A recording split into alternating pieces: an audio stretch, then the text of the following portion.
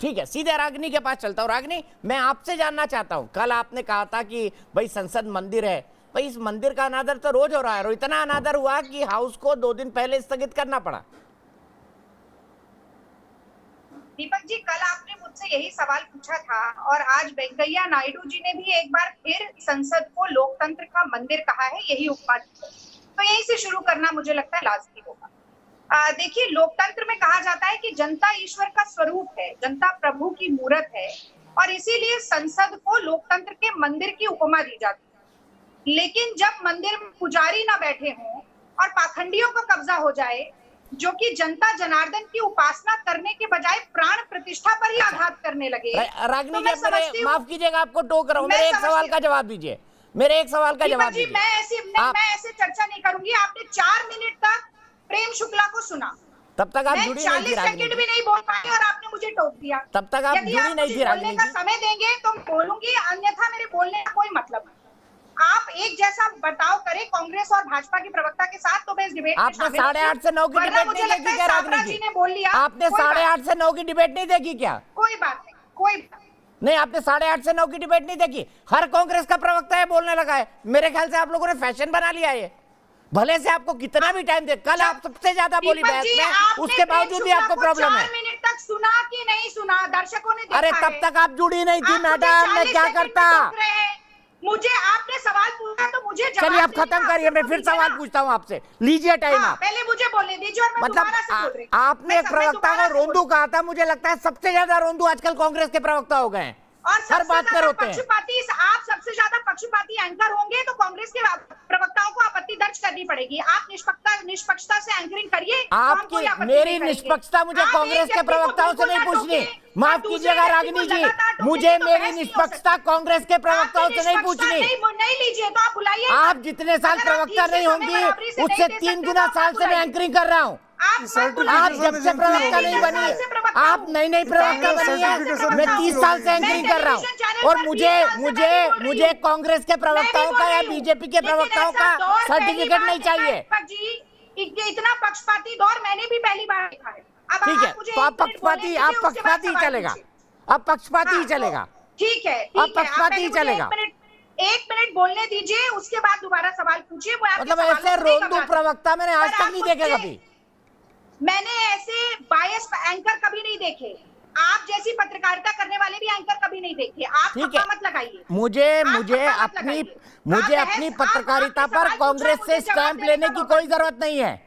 कृपया मेरी डिबेट की आजकल तो काउंटर सवाल पूछना भी, पत्रकार वो होता है जो सवाल पूछता है, आजकल तो काउंटर सवाल पूछना भी अपराध हो गया है। जनता के सवाल पूछना संसद में और आपके चैनल पर, ये हमारा फर्ज है और हम इसे निभाएंगे। आपको रोंदू लगे चाहे ना लगे, इससे हमें कोई फर्क नहीं पड़ता है। और मुझे आपके सर्टिफिकेट की जरूरत नहीं है। मेरा सर्टिफिकेट मुझे मेरी जनता और दर्शक दे देते हैं। रागिनी जी चिंता मत करिए, आप अपनी बात कहिए। दीपक जी, भाजपा का प्रवक्ता ऐसे घटिया शब्दों का प्रयोग करे तो सुना जा सकता है क्योंकि उनकी प्रवृत्ति है, पर एंकर इस तरीके से कांग्रेस के प्रवक्ताओं पर ठप्पा लगाएगा तो बिल्कुल नहीं सुना जाएगा। आप मत करिए ऐसा। मैं आपकी बहुत इज्जत करती हूँ और मैं ये सब कहना नहीं चाहती हूँ। आप मेरी बात सुनिए। कल भी आपने यही किया, आज भी आपने यही किया। बोलिए, आप अपनी बात करिए। अब आप मुझे बोलने दीजिए। तो मैंने कहा कि जनता जनार्दन प्रभु की मूरत है और लोकतंत्र में संसद जो है, अब ये बीच में बोलने लग गए। प्रेम जी छोड़ दीजिए। जनता जनार्दन प्रभु की मूरत है और संसद आपसे इतना पूछ रहे हैं, लेकिन इस मंदिर पर पुजारियों की जगह पाखंडियों का कब्जा हो गया है। पाखंडियों का कब्जा हो गया है जो जनता जनार्दन की उपासना नहीं करना चाहते। ये government of the people, for the people, by the people के नियम से नहीं चलना चाहते। ये जनता की जो प्राण प्रतिष्ठा होती है लोकतंत्र में, उसी पर आघात करने वाले लोग हैं। तो कांग्रेस पार्टी मूक दर्शक बनकर ये कतई नहीं होने देगी, नहीं देखेगी। और मैं जरा आंसुओं पर भी बोलना चाहती हूँ। बड़ी देर से मैं 8:30 का भी शो देख रही थी। आप कह रहे थे वेंकैया नायडू जी भावुक हो गए और वेंकैया नायडू, भाई देखिए, अपनी सुविधा के हिसाब से राजनीतिक मौका परस्ती को नींव बनाकर आंसू ढुलका लेना भाजपा के शीर्ष नेतृत्व की मैं समझती हूँ बहुत बड़ी प्रतिभा है। तो आंसू उस दिन नहीं टपके वेंकैया नायडू जी के जब सितंबर 2020 में इन्हीं काले कानूनों को राज्यसभा में बहुमत न मिलने पर वॉइस वोट के माध्यम से पारित किया गया। सारा विपक्ष कहता रहा कि वोट डिवीजन करके दिखाइए, नहीं किया गया।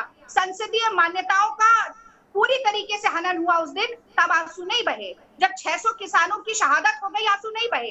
गंगा जी के पट गए लाशों से, आंसू नहीं बहे।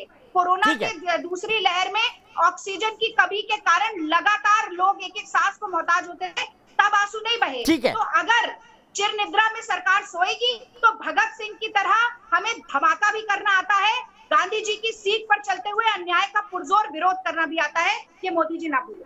अच्छा, आपने कहा जनता जनार्दन प्रभु की मूर्त होती है लोकतंत्र में। उसी जनता जनार्दन ने तो उपराष्ट्रपति वेंकैया नायडू को चुना है संवैधानिक प्रावधानों के तहत।